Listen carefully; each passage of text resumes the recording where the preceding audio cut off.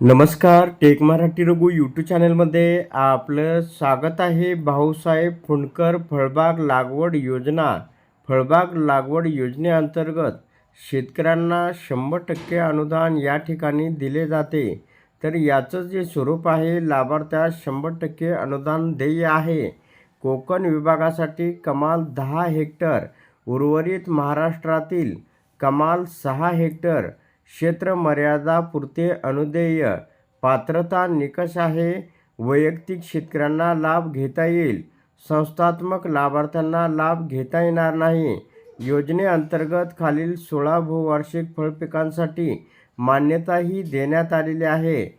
आंबा, काजू, पेरू, चिकू, डाळिंब, सीताफळ, कागदी लिंबू, नारळ, चिंच, अंजीर, आवळा, कोकम, फणस, जांभूळ, संत्रा, मोसंबी वरील फळपिकांची आवश्यकतेनुसार कलमे रोपे लागवड करण्यास या ठिकाणी मान्यता देण्यात आलेली आहे.